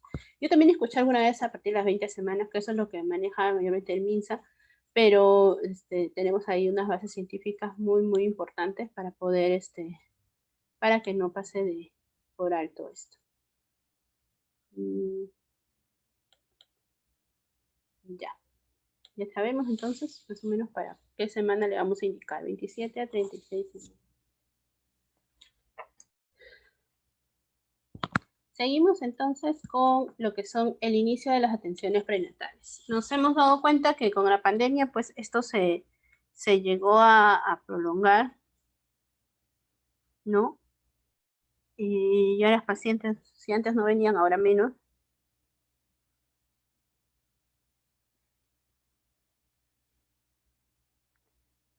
Y lo ideal se dice que es a partir de antes de las 10 semanas ya deben de iniciarse las atenciones prenatales, ¿no? Y poder visualizar desde antes algún tipo de patología que ella pueda tener. La frecuencia óptima en realidad hasta el momento es discutida. Si bien es cierto, tenemos una norma técnica que nos dice mensual hasta los 7 meses, de ahí quincenal de los 7 para adelante, la última semana eh, nos hablan de semanal incluso. En realidad no hay un número óptimo, si mientras más atenciones prenatales es mejor, ¿no? Lo que sí se vio, lo que sí se ha demostrado que es muy importante es la ecografía, ¿no? De ecografía obstétrica y esto tienen también mucho temor los pacientes hasta ahora, todas llegan con lo mismo diciendo, pero a mí me han dicho que muchas ecografías son malas. Ya se sabe que a partir de las que puedes realizar ecografía a una gestante hasta 500 veces durante todo el embarazo. Y eso les digo a ellos que, ¿cómo? Sí, te puedes hacer que hasta 500 veces y no le va a pasar nada a tu bebé. Malo es que no te realices. ¿Por qué? Porque no voy a saber qué cantidad de líquido tienes, no voy a saber cómo están tus, si está creciendo de manera adecuada, no voy a poder descartar algún tipo de malformación, algún tipo de alteración durante el embarazo. ¿No? Yo he tenido pacientes que han estado todo ok, todo para esperar para las contracciones, para un trabajo de parto normal, ¿no? Una gestante tuve 37 años, llega al su penúltimo control, ok, todo bien, líquido amniótico. Yo cada atención prenatal hago una ecografía, incluyo la ecografía dentro de la atención prenatal, ya no lo indico aparte. Y luego me llega la semana para su próximo control y ya las últimas medidas para ver qué iba a llevar para el parto y todo. Y le hago la ecografía. Imagínense si yo no le hubiera hecho la ecografía, el líquido amniótico estaba cero, no había nada, nada. Y debía, debía el líquido amniótico. No había nada de líquido de un momento a otro. Le pregunté, pero este líquido le evalué, nada, no había tenido una pérdida. ¿Cómo ese líquido se fue? No sabemos, porque una semana antes todo estaba ok. Y le digo, bueno, vamos a hacer algo, ahorita mismo en emergencia vamos a ingresar a la sala de operaciones. Me dice, no, pero yo no estoy preparada, su pareja. Hasta que vino con su pareja en ese momento, le expliqué, y me dijo, pero mañana puede ser, no, tiene que ser ahora mismo. Ingresamos a sala, yo también un instrumento ahí en la cesárea, y veo, el bebé nació, ya estaba haciendo sufrimiento fetal, y cuando vemos al bebé, el bebé estaba planchado, planchado total, no reaccionaba. Y yo estaba, pero preocupadísima porque seguíamos, estaba en la sutura con el útero y la mano, todo, y la mamá, lo único que decía, y yo siempre, yo sabía que ella es muy conversadora y hablaba en plena cesárea y le decía, no, por favor, no te muevas, mi hijo, y estaba preocupada. Mi hijo no llora, ¿qué pasa? No llora, no llora, no llora, no llora. Y pasaron, no les miento, como el papá ingresó, siempre lo hago que ingresen, grabó todo y el papá se daba cuenta que eso no estaba bien, ¿no? Cuando vuelvo a ver la grabación, porque esa grabación la pasé por varios neonatólogos para ver si en realidad iba a haber alguna secuela a largo plazo, si algo estaba mal, ¿no?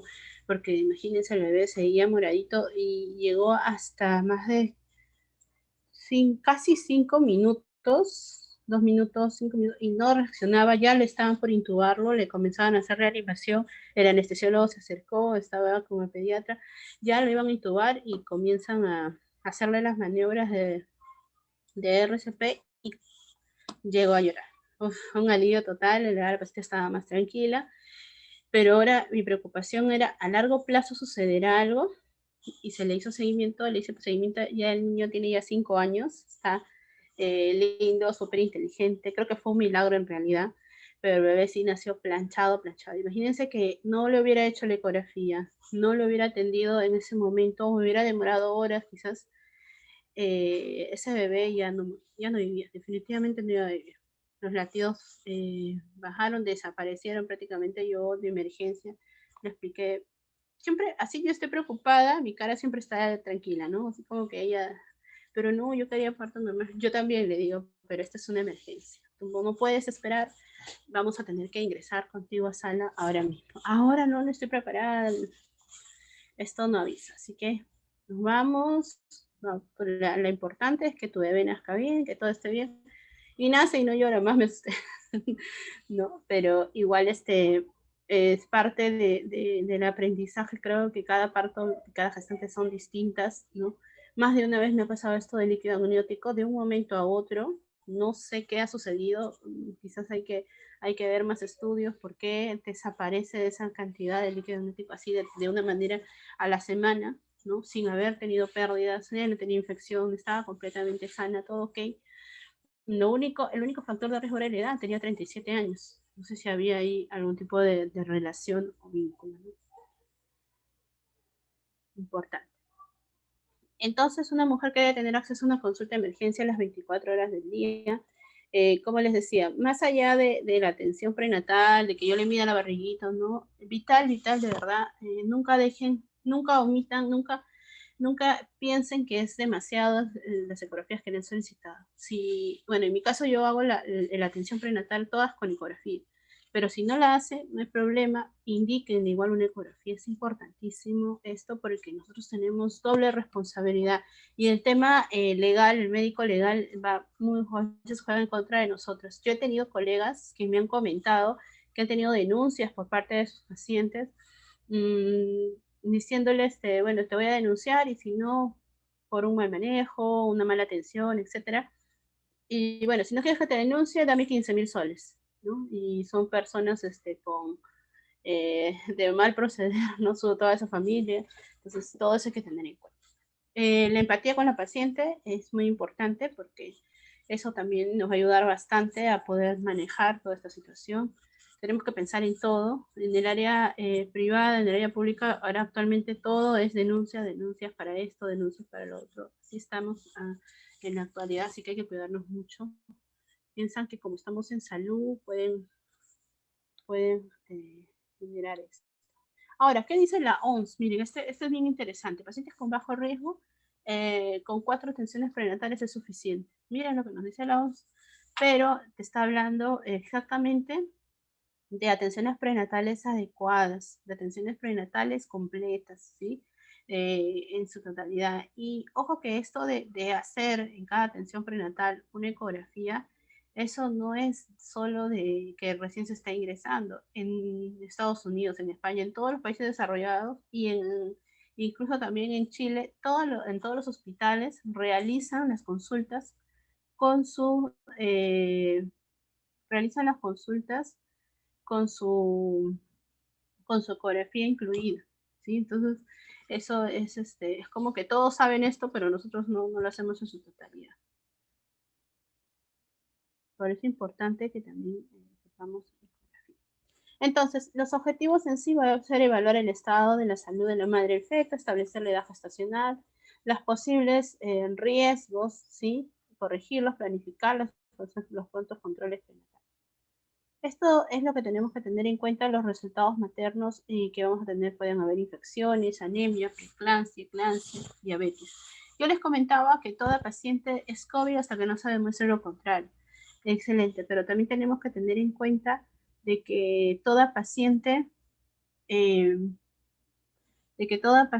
también puede tener otra comorbilidad, ¿no? Y esto se vio muy relacionado, por ejemplo, cuando comenzó esto del COVID con lo que era la preeclampsia. Los valores de la TGO, TGP, lo que son las plaquetas se ven afectadas en la misma proporción cuando les da a una paciente preeclampsia. Entonces, al saber esto, lo que nosotros debemos de realizar, ¿no? Es un poco más de lo que es tener en cuenta que no solo todo es COVID, sino que también puede estar cursando con otra patología. Y eso pues, puede ir en contra de que todo el embarazo pues, curse de la manera adecuada, ¿no? La modalidad de parto, que es lo que también tengo que tener en cuenta, el aumento excesivo de peso. En cuanto a la modalidad de parto, en China, a inicios de la pandemia, ellos pensaban que como recién había ingresado este virus, el SARS-CoV-2, comenzaron a realizar cesáreas a todas las pacientes gestantes con COVID, porque pensaban que eso era lo ideal. Actualmente ya está demostrado de que eso no es cierto. Yo he visto el manual de China que ya está traducido, que salió un manual así gigante de las atenciones, todo lo que por lo que ellos pasaron y cómo fueron mejorando poco a poco, ¿no? Porque nosotros tomábamos de modelos a ellos porque ellos estaban un paso adelante de nosotros de esta pandemia. Entonces, lo que a ellos les sucedió, aprendieron, nosotros ya lo aprendimos de ellos, pero ellos ya habían pasado por una mala experiencia, ¿no? Entonces, se vio necesario que lo ideal lo ideal siempre va a ser la atención de parto vía vaginal, siempre, ¿sí? Para toda esta situación. No pensemos de que por una cesárea, porque es más rápido, porque voy a estar menos tiempo expuesta al aerosol, etcétera. En la cesárea, obviamente por el riesgo quirúrgico, por el riesgo en el momento de la cesárea, porque va a necesitar quizás incubadora el bebé, etcétera, voy a tener que pasar por esto. En cambio, en la atención de parto normal, si tiene COVID, eso es lo ideal. Dentro de los resultados fetales y neonatales, tenemos infecciones neonatales, pequeño para la edad gestacional, pequeño bajo al nacer, nacimiento prematuro, ¿no? Y eso también se nos ha dificultado un poco porque nuestro gestante viene y ya viene con una gestación avanzada y no sabemos en realidad cuándo fue la fecha de su última menstruación o no tiene una ecografía precoz. Entonces ahí estamos teniendo un pequeño déficit de saber cuántas semanas tiene necesito y cuándo va a ser la fecha probable de parto, ¿no? Todo eso nos está poniendo un poco más difícil la situación. La macrosomía, la mortalidad fetal y neonatal. En el primer control, lo que yo tengo que tener en cuenta es, Iris, ten cuidado con tu audio, por favor. En el primer control prenatal tengo que tener en cuenta la historia clínica completa. Importante yo sacarle el IMC, para eso están las tablas, ¿no? Solicitar los exámenes de laboratorio todos e impartir una educación acerca de un embarazo saludable. Esa es parte de mi primer control. Ahora,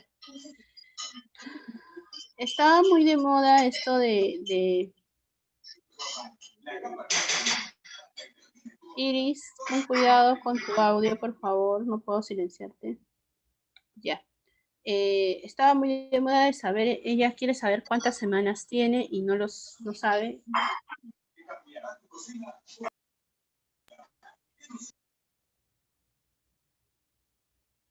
Ya.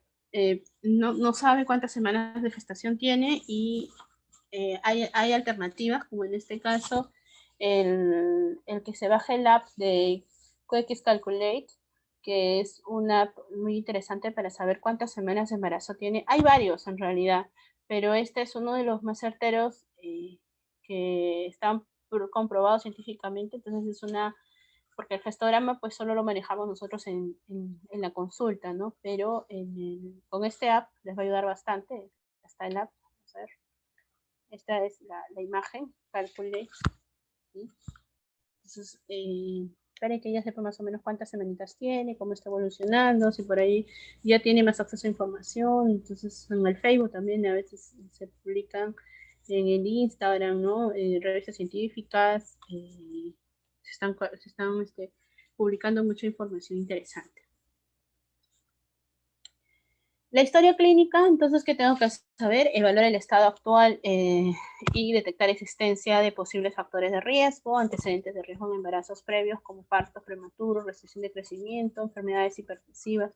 Determinar la edad gestacional va a ser todo un reto ahora, ¿no? Porque ellas están viviendo ya muy avanzadas en la gestación. Y lo que son las enfermedades crónicas preexistentes.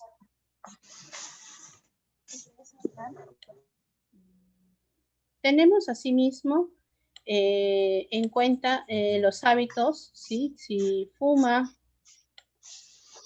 Silencio, Iris, por favor. Con cuidado con tu audio. Hábitos, antecedentes familiares, si ha habido por línea materna sobre todo, ¿no? Siempre creo que dentro de la consulta se me ha hecho un hábito preguntar ¿y cómo te fueron los partos de tu mami, ¿no? Importante eso porque hay un tema también por línea materna muy que se hereda, ¿no? Miren cómo está el bebé ahí aspirando todo el humo. Historia familiar de malformaciones y enfermedades genéticas.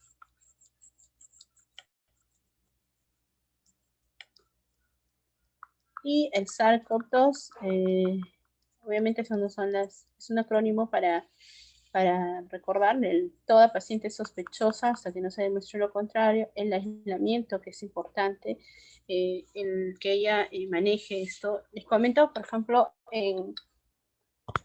en Brasil, en Chile y en España es donde las pacientes a partir de las 37 semanas de embarazo, todas van a su atención prenatal y todas pasan por un tamizaje, ¿sí? Los tamizajes que se realizan mayormente son con prueba molecular. Nosotros creo que hemos sido uno de los pocos países que estaban utilizando las pruebas rápidas, las serológicas. Mayormente todos utilizan la prueba molecular.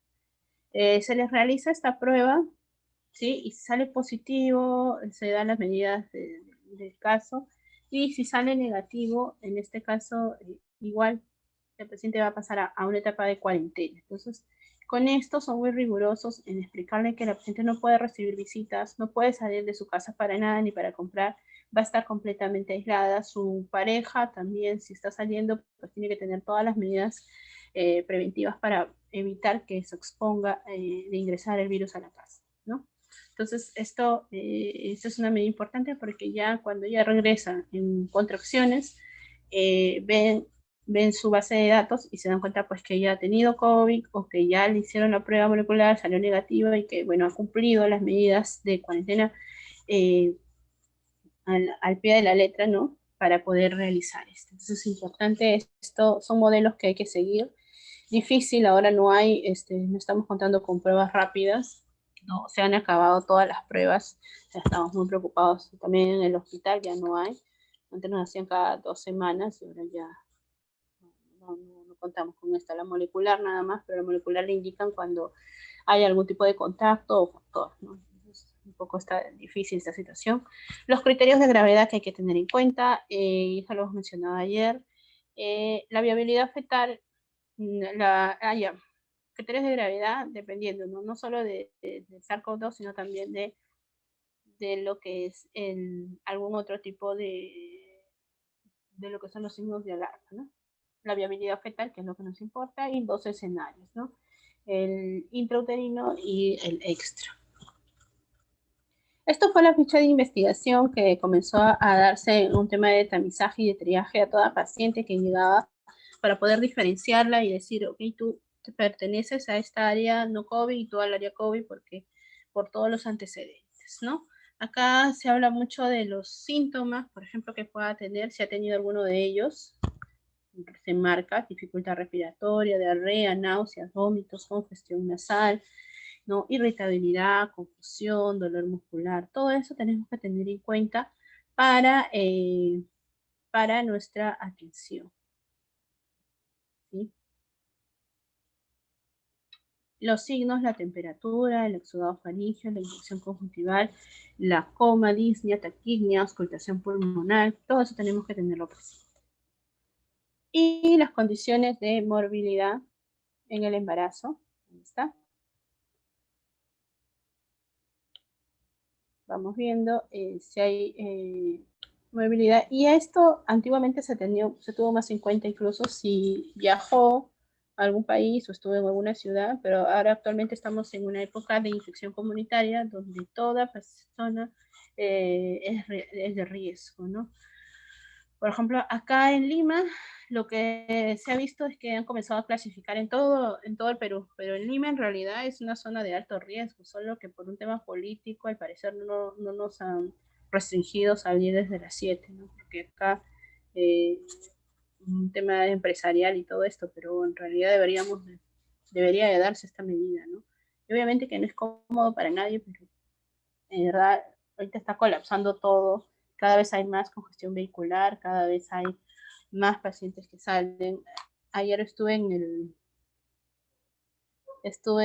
viendo, recogiendo una laptop de Megaplaza y de verdad todo estaba, pero las personas paseando en grupo, en familia, no hay mayor interés, ¿no?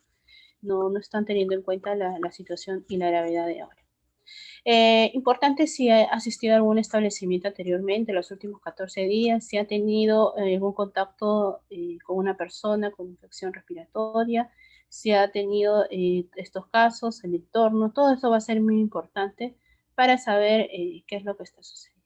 Entonces, en el examen físico, ahí vamos a ver lo que nos dice la FETAL de Barcelona es, nosotros, esto sí algo hemos visto, pero no, en el anterior, pero bueno, lo repaso. Control prenatal te habla de la mascarilla quirúrgica, guantes y gafas.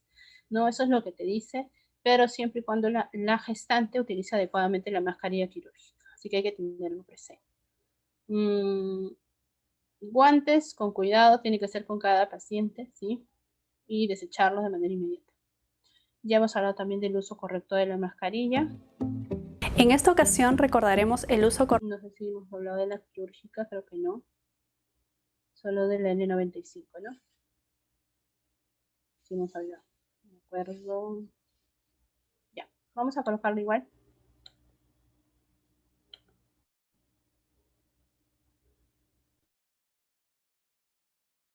Correcto de la mascarilla quirúrgica o de 3 pliegues. En primer lugar, identificamos el cintillo de metal que debe encontrarse en la parte superior. Luego, identificamos que los pliegues se encuentren hacia abajo. Acercamos la mascarilla hacia el rostro. Las tiras superiores deben colocarse por encima del lóbulo superior de la oreja. Las tiras inferiores deben amarrarse por encima de la cabeza. Luego, con el dedo índice y medio, amoldamos el cintillo de metal a la forma anatómica de la nariz. Con esto podemos decir que estamos listos para exponernos a un mecanismo de transmisión por gotas. Para el retiro, desatamos la tira inferior, luego las tiras superiores, evitando tener contacto con la parte expuesta de la mascarilla y la desechamos. Gobierno del Perú. El Perú primero.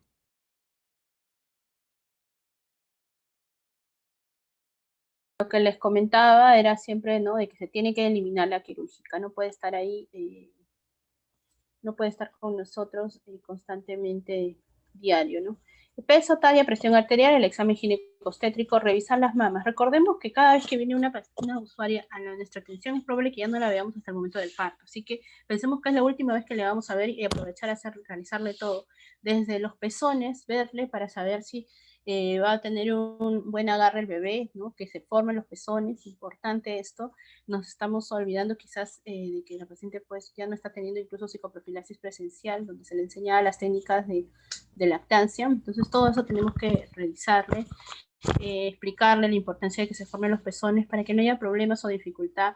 Lo que menos se quiere ahora, lo que menos se quiere es que el bebé acude a emergencia por deshidratación, que es lo que una de las consultas por emergencia más frecuentes que se dan. Realizar el PAP si este no está vigente, evaluar vaginitis y vaginosis, el latido fetal, la altura uterina, ¿no? Vital es esto. Y en cuanto al laboratorio, era lo que les comentaba, normalmente nosotros hacemos el perfil prenatal en el lado del MINSA, pero si hay la posibilidad de que se pueda hacer los exámenes más completos, sería lo ideal. Y acá ya hablo ya del test de CONS adicional, de lo que es el antígeno australiano y sobre todo del screening para hipotiroidismo. Hay un estudio muy interesante que se dio en el Cayetano, en la Cayetano Heredia, donde tamizaron en un año a 1.500 mujeres para lo que es el perfil tiroideo. Y de las 1.500 encontraron aproximadamente 13%, miren la cifra, 13% de pacientes que sufrían de hipotiroidismo. Hay gestantes que sufren de hipotiroidismo y no saben porque nunca se han realizado, porque no está dentro de nuestra batería de análisis, pero como les decía, si le explicamos la importancia de que se realice de manera particular, lo puede hacer. El screening para hipotiroidismo el hipotiroidismo está diferenciado por varias categorías, ¿no? Y una de ellas es, por ejemplo, la que mayormente tienen es la leve, ¿no?, que no tiene síntomas, que mayormente solo se diagnostica por medio de un examen de sangre, pero va a tener una secuela. ¿Y esa secuela en qué momento se da? O sea, ¿por qué es importante diagnosticarla a ella? No solo porque puede complicarse o puede tener algún tipo de malformación el bebé o algún riesgo, sino también a largo plazo este bebé que ha sido una mami con que ha sufrido de hipotiroidismo solo en el embarazo, puede tener problemas de aprendizaje a los 5 años y la mamá está que le grita, le está razonando, le está golpeando, que por qué no aprende, que por qué se distrae, que por lo otro, y al final dicen que es porque incluso su coeficiente intelectual es menor que de un niño que no ha tenido, ha nacido de una mamá que no es COVID, que no es que no sufre de hipotiroidismo. Entonces es importante esto, si hay la oportunidad de realizarlo, realicen, explíquenle la importancia, es vital, ya no la van a ver, olvídense que va a regresar la paciente, ya no va a regresar, más en época de COVID, así que aprovechen realizarle toda la batería de análisis posible Y como les decía, no pensemos a veces que no tienen, pobrecita, no. A veces hay y no lo quieren y no priorizan su salud. Y a la segunda mitad del embarazo se tiene que solicitar otra vez el hemograma, el BDRL, la glucosa, la prueba de tolerancia a la glucosa es importante. Pacientes que ustedes la han visto sin factor de riesgo. Último, en esta pandemia tuve una colega que la estaba atendiendo sin factor de riesgo, imagínense, sin factor, físicamente incluso siempre se ha cuidado su alimentación, delgada, no había ningún factor de riesgo. Lo único que tenía era por parte de su papá que era diabético. No, que era hipertenso, era lo único. Y de ahí todo ok. En el embarazo a ella le dio pielonefritis, le dio hiperemesis, le dio hipotiroidismo, le dio diabetes gestacional y culminó obviamente en cesárea porque todo se le complicó. Entonces, imagínense que una paciente gestante, por más que no se vea o no se tenga factores de riesgo, el embarazo es como dice, un cóctel de hormonas que puede alterar de esta manera tan agresiva y poder y cursar con otra patología. Obviamente que su principal preocupación siempre fue el COVID, ¿no? Pero imagínense por todo lo que pasó, y siempre dicen, ¿no? Las colegas somos las más patológicas y todo eso. Pero de verdad se dio, así que hay que tenerlo en cuenta porque nos va a dar más o menos una idea de que una paciente pues, no solo puede estar con COVID, sino también cursar con otra patología, con otra comorbilidad. Y bueno, la ecografía genética, que es la que se realiza entre la semana 11 a las 13.6, importante, antiguamente solo se indicaba ecografía genética a aquella paciente con riesgo, actualmente ya se indica a todas, así en su totalidad, así que es importante esto para determinar el riesgo de aneuploidías y la evaluación Doppler de las arterias uterinas, ¿no? Es importantísimo eso. También puede precisar lo que es la edad gestacional, así que estamos ahí aprovechando esta ecografía, si en caso no ha tenido otra, mejor que directo viene a las 11, entre las 11 y las 13.6 semanas, que se realice de manera directa. Y lo que es la morfológica, que es de la semana 20 a la semana 24, vamos a tener la evaluación morfológica por malformaciones, vamos a ver la longitud del cervix para ver si va a haber amenaza de parto. Les voy a robar, ya terminamos, pero les voy a robar 5 minutitos más, ¿sí? Para poder terminar los PPTs, que me faltan. Y ver el riesgo de preeclampsia, ¿no? Entonces, en todas las pacientes se tiene que ver eso. Y también le dio preeclampsia, entonces de verdad le dio todo y no tenía ningún factor de riesgo, o sea, no tenía ni antecedentes, absolutamente nada, solo su papá que era hipertenso, lo único. ¿Qué edad tenía? 32, 31 años más o menos. Y tampoco era ni por edad decir que no, años, algo, nada. Importante entonces en cada atención buscar signos de bienestar fetal, movimientos fetales, buscar signos y síntomas de preeclampsia, cefalea, tinnitus, fotopsias, la presión arterial, ¿sí? También medirla, ¿no? Está la gestante. Y algo importante, que quizás le hemos dejado pasar de largo, no sé si les ha sucedido, hay pacientes que tienen un predominio por un prurito a nivel palmo-plantar, ¿sí? Y mayormente es en las noches. Esto puede estar relacionado con colestasis intrahepática, que también se desencadena solo en el embarazo, así que hay que tenerlo presente, porque si tengo alguno de estos signos o síntomas, pues voy a tener que ya derivarla a que le realicen todo el perfil hepático, todo lo que corresponde al descarte de esta enfermedad, ¿sí? Importante esto, los signos de amenaza de parto prematuro, contracciones, sangre, todo eso lo tengo que estar explicando. Y obviamente no todas las pacientes tienen síntomas durante una ITU, así que tenerlo en cuenta también, el tenesmo, la polacturia, esto ya lo hemos hablado. Identificar la depresión durante el embarazo. De verdad ahora con esto de la pandemia esto ha incrementado mucho. No somos psiquiatras, ¿no? Pero sí podemos enviarle incluso virtualmente una escala de depresión, la de Edimburgo, que es esta, es bien interesante para que ustedes la puedan compartir. Y eso se da sobre todo en la etapa postnatal, ¿sí? Y si sale pues positiva, pues obviamente vamos a tener que derivarla inmediatamente al psiquiatra. Luego tenemos el tema de la consejería nutricional, el IMC, la dieta balanceada. Acá tenemos también esta tablita que quizás todos lo tenemos, pero acá les lo coloco de acuerdo al IMC cuánto debe ser la ganancia de peso que ya debe de tener por trimestre también. En gestantes gemelares pues va a variar mucho esto. Ahí está también acá en gemelares. Mellizos, sí, también. Suplemento de hierro, ácido fólico, el consumo de pescado también en exceso, todo es malo. Y el tema del calcio y del ácido fólico, los suplementos deben de darse mayormente no juntos, el sulfato con el calcio nunca juntos, siempre separados por lo menos por intervalo de 1 hora, para que haya una buena absorción de estos fármacos, ¿no? Si hay anemia, duplicar la dosis de sulfato ferroso a 60 miligramos por día. Y tenemos también lo que corresponde a... Acá les dejo lo que es en cuanto a la anemia, también es lo que nos dice la OMS, cuánto se debe de dar al día, ¿sí? Siempre con su jugo de naranja para la mejor absorción. Antecedentes de embarazo previo con defecto del tubo neural, tenemos también la cafeína menor de 200 miligramos por día, el exceso ha sido asociado a un aumento de las tasas de aborto. Y acá nos habla del SARS-CoV-2, ¿no? La infección durante el embarazo no está asociada al mayor riesgo de aborto espontáneo y parto prematuro. No hay una evidencia de transmisión vertical, lo que ya hemos comentado antes de ayer, y sobre todo que se manifiesta durante el tercer trimestre esta infección por el SARS-CoV-2, así que hay que tenerlo presente. Psicoprofilaxis, bueno, ya lo estamos realizando de manera virtual, ¿no? Comportamientos saludables, cuidados, evitar la exposición a químicos, ¿no? El correcto uso del cinturón, siempre debajo de la barriguita, no presionando. Ver pacientes con cesárea prueba, darle chance vaginal si no se repite la misma causa.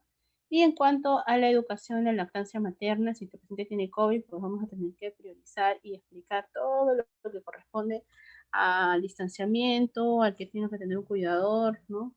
Que tiene que estar con mascarilla. Ahí está el tema de los viajes, a partir de los 7 meses no puede viajar la paciente. Y acá hay un protocolo de la atención en gestantes en cuanto a cómo yo voy a presentarme, ¿no? Buenas tardes, les saluda la obstetra de la DIRIS, del hospital, del centro de salud, de donde ustedes estén hablándole, llamando y hablar sobre todo, asegurarse de que sea la gestante. No pueden ustedes hacer una teleconsulta y que haya sido el familiar, el esposo, nadie, solo ella, ¿sí? Para eso se tiene que presentar y hablar sobre pedirle su DNI, su pasaporte o su carnet de extranjería. Importante el tema de la confidencialidad, ¿sí? De explicarle que todo lo que ella me va a responder va a ser top secret, así que siempre tenerlo en cuenta. Su dirección, si cuenta o no cuenta con SIS, también es muy importante. En el caso de pacientes con gestantes y también hayan estado con lo que es VIH, ver si va a recibir o no va a recibir, si está recibiendo el tratamiento y si es así, saber los signos de alarma también y dirigirse a un establecimiento de mayor complejidad.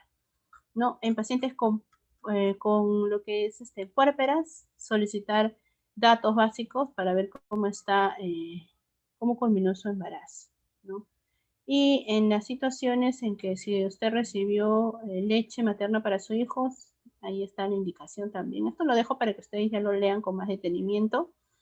Las gestantes con sífilis también tenemos que tener en cuenta hacer el seguimiento si en realidad llegó a recibir la dosis de las 3 dosis de penicilina benzatínica, ella y su pareja, ¿no? Importante. Y el tema de, acá están los signos de alarma, esta parte siempre importante hacerle recordar que no es normal que tenga fiebre ni dolor de cabeza, que se tiene que mover su bebé, que haya pérdida, y si hay pérdida de sangre o líquido vaginal. Las obstetras pues deben de brindar orientación y consejería en los signos de alarma y en situaciones de emergencia acudir al establecimiento más cercano, ¿no? Ahora, en el COVID, a raíz del COVID se aumentó también si tiene dolor de garganta, si tiene fiebre y si hay dificultad para respirar. Todo eso se tiene que observar, ¿sí? Y tenemos también, ¿está? Si tiene fiebre y tiene dificultad, pero que es mayor de 38 grados, va a tener que y ver los labios, saber si están, si están azulados, ¿no? O si hay dificultad respiratoria. De todas maneras, tiene que acudir al hospital más cercano. ¿Sí? Y ahí está. Y este es el formato de teleorientación que les estaba comentando. Muy interesante porque de esa manera estamos observando, ¿no? Cuáles son los pasos que se tienen que seguir. Acá está todo, lo dice la ficha. También ustedes la pueden adaptar a su establecimiento y de esa manera pues tener un formato más completo de todo lo que es la atención de su gestante y tener un Excel donde estén todas las pacientes, ¿no? Excelente. Ujú. Seguimos, ya estamos por terminar. Esta es la referencia bibliográfica de la que hoy hemos obtenido. Ahí está. Ok. Entonces, bueno, eso sería todo por la clase del día de hoy. Muchas, ay, me dejó la cámara. Muchas gracias, colegas, por ello estar acá compartiendo un poco esta información. Ya les voy a enviar los PPTs. Cualquier consulta, igual ahí dejé mis datos en unos PPTs. Si habría algún tipo de alcance o alguna información, ¿no? Igual estamos para compartir. Gracias a todas, todos y los que se han conectado, lo que hemos estado hoy día en esta reunión. Otra vez agradecer a la empresa Capacitaciones en Salud por la invitación. Y bueno, esperemos pues que haya sido productivo estos 2 fechas, 2 jornadas para poder compartir esa información. Gracias. Nos vemos. Hasta luego. Gracias. Iris, Jenny. Ok.